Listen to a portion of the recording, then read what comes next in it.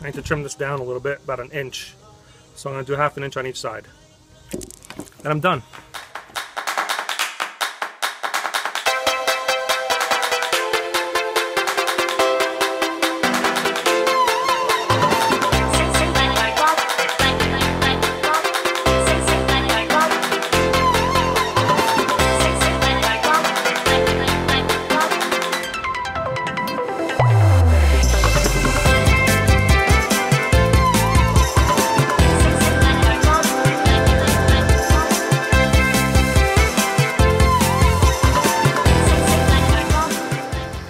So here's the finished, well, mostly finished project.